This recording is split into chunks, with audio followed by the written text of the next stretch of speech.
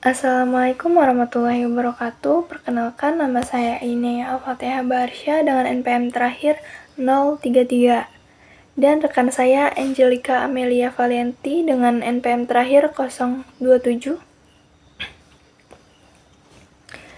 Di sini kami akan meregresi data dari eViews dan Stata 17.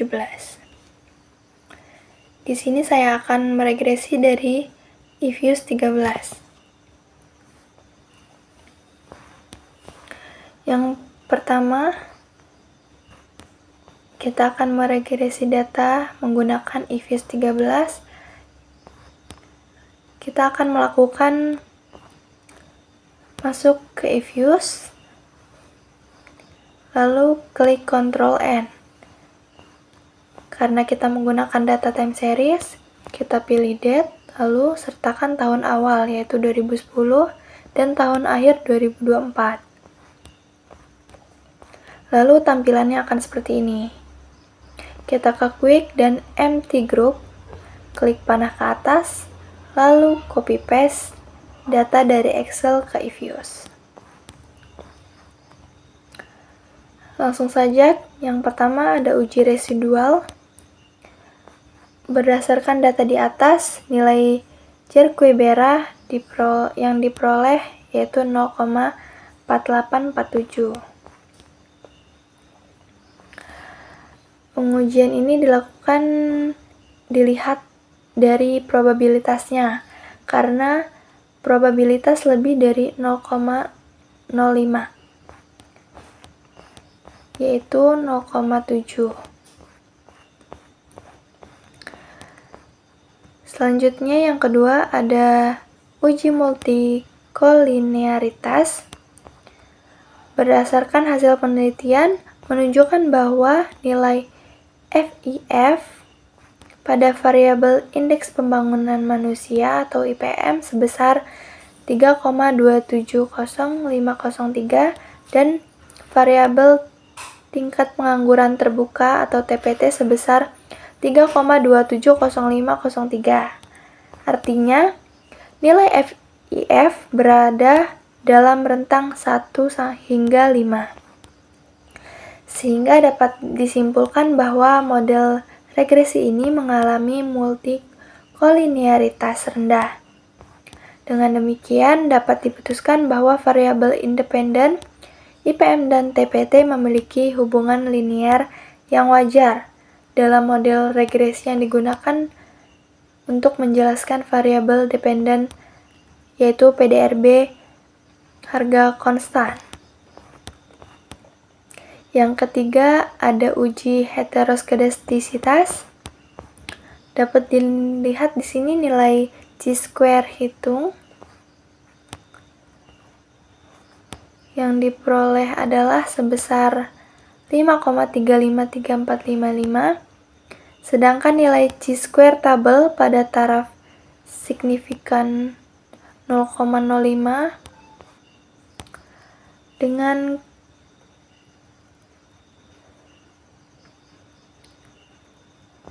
DF-nya 5 adalah sekitar 11,07. Karena chi-square hitung lebih kecil dari nilai chi-square tabel, maka dapat disimpulkan bahwa 0 diterima, yang berarti tidak terdapat gejala heteroskedastisitas dalam model regresi ini. Jadi bisa disimpulkan model regresi antara PDRB harga konstan dan IPM serta TPT sebagai variabel independennya memenuhi asumsi homoskedastisitas. Yang keempat ada uji autokorelasi.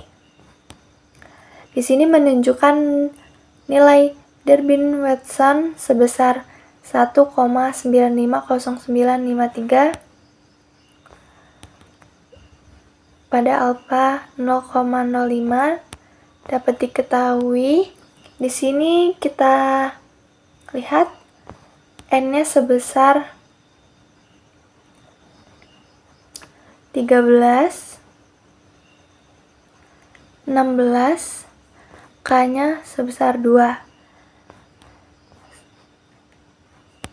Dan Darwin-Watson-nya 1,9509.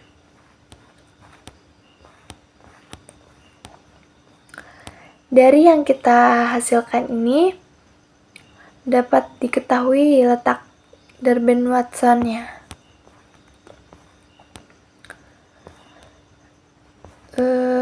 Maka dapat disimpulkan dari yang kita jumlahkan ini, tidak ada masalah autokorelasi, yang berarti hal ini memenuhi asumsi klasik. Yang terakhir ada uji regresi linear berganda. Berdasarkan hasil regresi linear berganda, antara PDRB harga konstan sebagai variabel dependen dan indeks pembangunan manusia dan TPT-nya sebagai variabel independen selama periode 2010 sampai 2024 diperoleh koefisien regresinya. Yang pertama ada konstantanya, yaitu sebesar min 14615,856.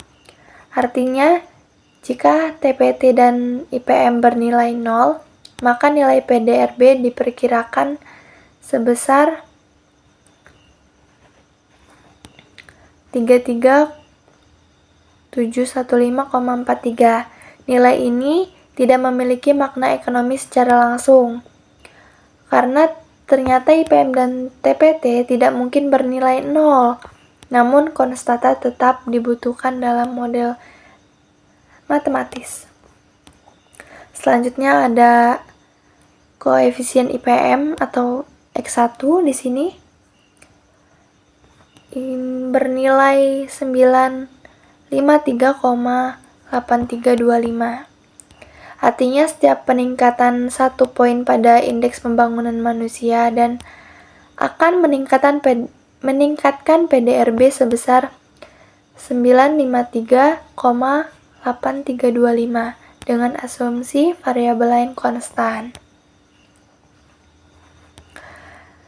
Di sini menunjukkan bahwa IPM yang lebih tinggi cenderung memiliki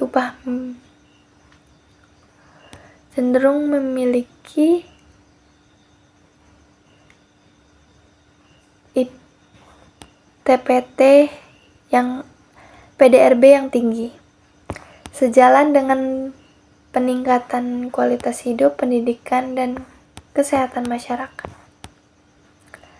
Selanjutnya di sini koefisien TPT atau X2 sebesar 1162,971. Artinya setiap kenaikan 1% pada TPT akan menyebabkan penurunan PDRB sebesar 1162,971. Dengan asumsi variabel lain konstan, hal ini menunjukkan bahwa semakin tinggi tingkat pengangguran, maka PDRB harga konstan cenderung semakin rendah.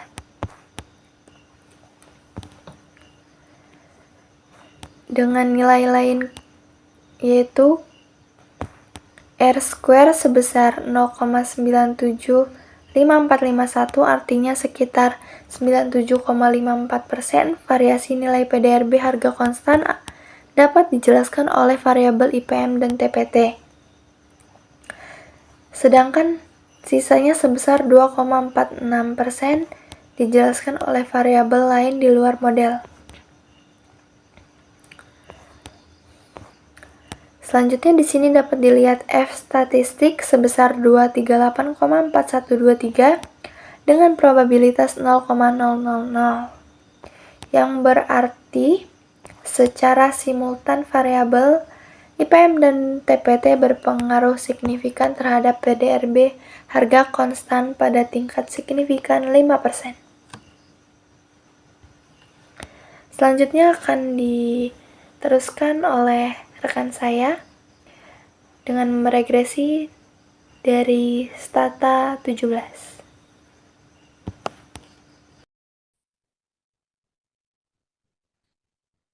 Baiklah, setelah kita meregresi menggunakan EView, selanjutnya tugas kita adalah untuk meregresi menggunakan Stata 17. Baik, di sini kami memiliki data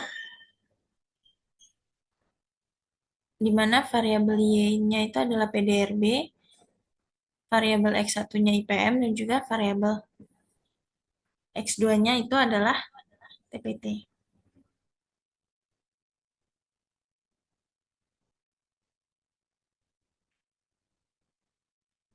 Oke,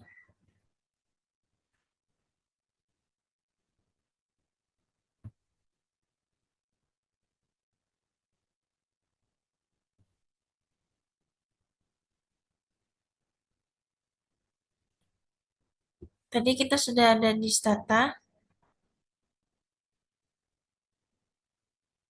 Oke, baiklah. Seperti inilah tampilan awal dari Stata.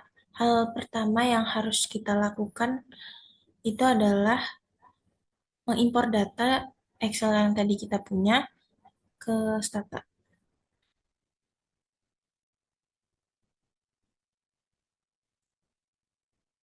Pertama kita lakukan adalah klik file, kemudian import, dan Excel.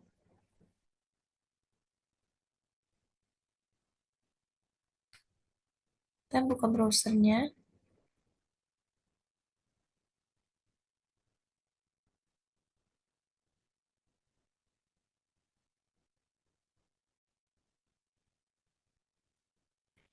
dan jangan lupa untuk mengklik atau mencentang import first row variable name-nya. Oke, Oke, setelah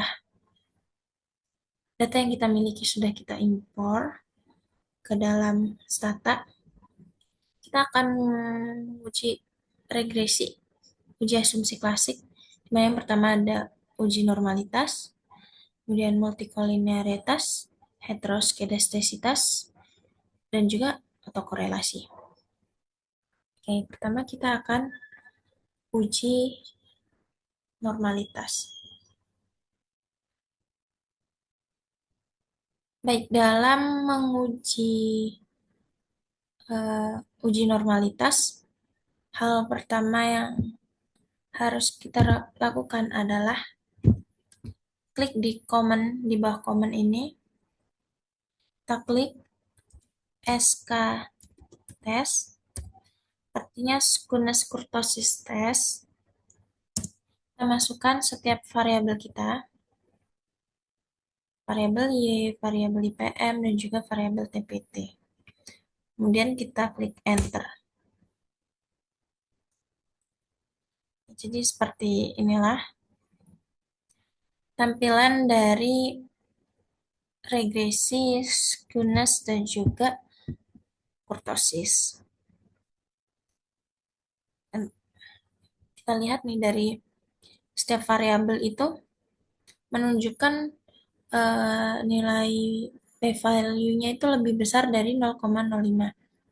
Berarti menunjukkan bahwa data yang kita miliki ini terdistribusi secara normal.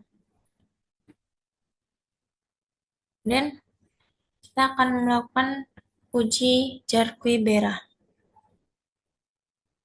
Pertama yang kita lakukan, karena di Stata ini untuk menguji Jarque-Bera itu tidak bisa sekali semua variabel, jadi kita harus memasukkan satu-satu variabelnya.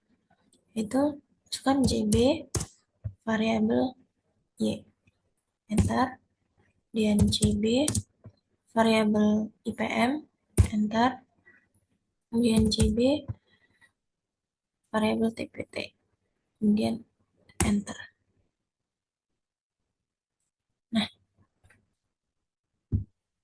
Seperti yang kita lihat bahwa masing-masing dari uji Jar-Kebeira per variabel ini menunjukkan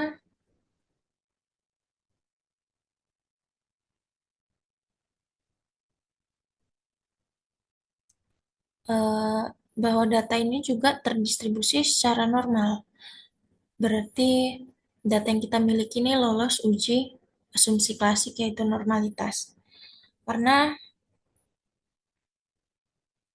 kita lihat dari Jar-Kebeira yang Y-nya aja 1,128 ini lebih besar dari 0,05. CBIPM-nya juga 0,96. Ini lebih besar dari 0,05 dan juga JB dari TPT-nya itu 1,921 di mana ini juga lebih besar dari 0,05. Selanjutnya setelah kita menguji uji normalitas, kemudian uji yang akan kita lakukan selanjutnya adalah uji multikolinearitas atau deteksi multikolinearitas atau VIF-nya. Hal pertama yang harus kita lakukan dari uji multikolinearitas ini adalah yang pertama,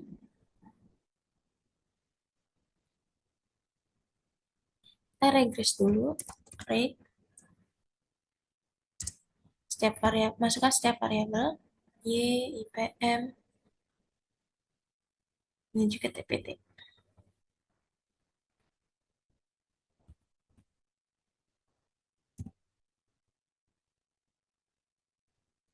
Enter. Jadi seperti inilah tampilan awalnya.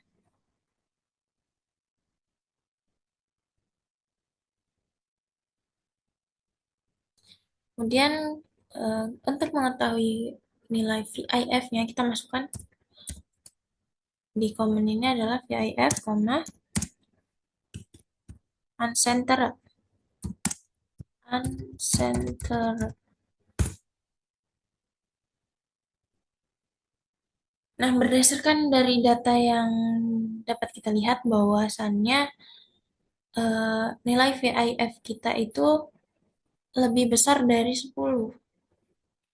Berarti kan ini menunjukkan bahwa data yang kita miliki itu memiliki em, multikolinearitas yang sangat tinggi.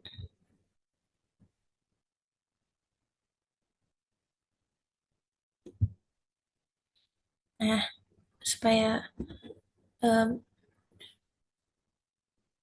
upaya penyembuhan yang bisa kita lakukan karena data kita melanggar uji asumsi klasik, kita bisa melakukan penyembuhan yaitu dengan menggunakan ortok. Kita masukkan rumusnya yaitu or or ortok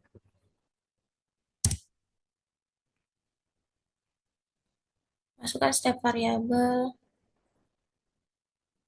kemudian koma, generate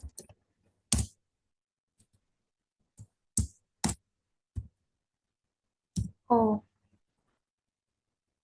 variabel Y, kemudian O variabel IPM, kemudian O variabel TPT. Kita tutup kurung. Kita klik enter. Oke, kita sudah memberitahu pada stata ini bahwa kita akan melakukan penyembuhan pada variabel kita. Dan selanjutnya kita lakukan regresi lagi pada data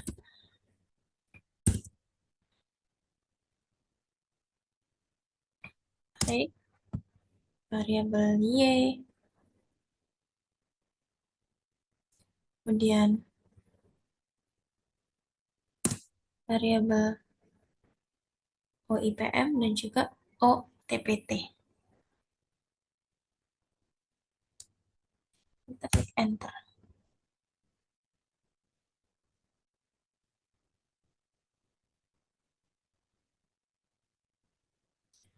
Oke, kemudian kita uji IF-nya.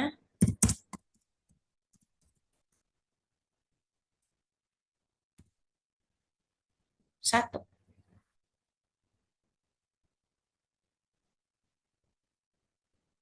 Nah, karena sesudah kita lakukan transformasi atau penyembuhan model ini nih, multikoliniaritas itu dapat diatasi dengan nilai IF yang paling ideal, yaitu di angka 1.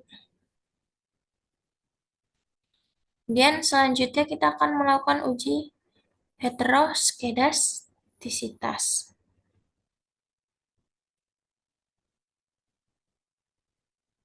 Seperti biasa kita akan melakukan regresi dulu setiap variabel, yaitu variabel Y, PM, dan juga TPT. Dan klik enter.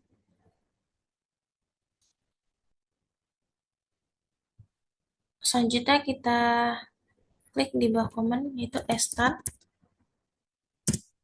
head test pernah ID RHS dan enter. Oke, berdasarkan data uji heteroskedastisitas, nilai probabilitas itu kan menunjukkan di angka 0,4492, yang artinya ini lebih besar dari 0,05. Berarti data ini H0-nya diterima, yang artinya berarti data ini tidak terdapat masalah dalam heteroskedastisitas. Dan selanjutnya kita akan melakukan uji autokorelasi. Seperti biasa kita harus meregresi lagi tiap variabel, masukkan Y, IPM, dan juga TPT. Klik enter.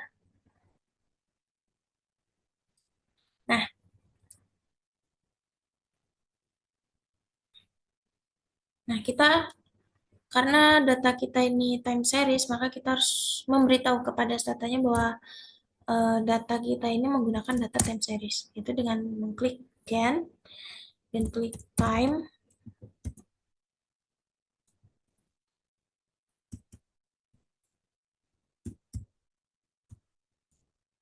And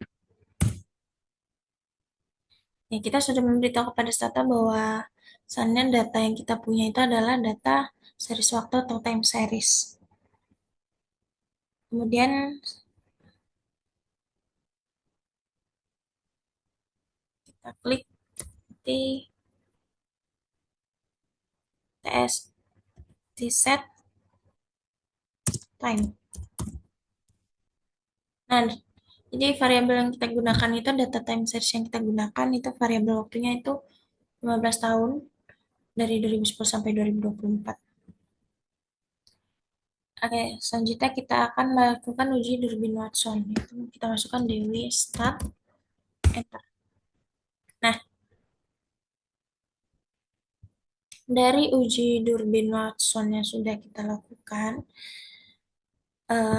bernilai 2,320013.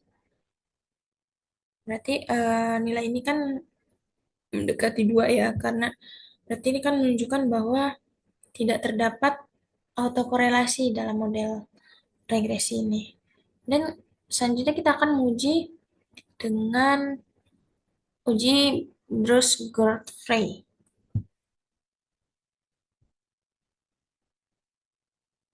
Kita masukkan start di Godfrey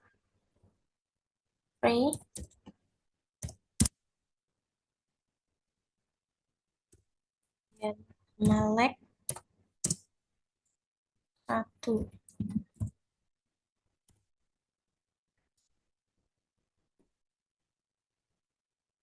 Nah, di dalam uji Bruce-Godfrey ini kita peroleh nilai probabilitasnya yaitu 0,1695.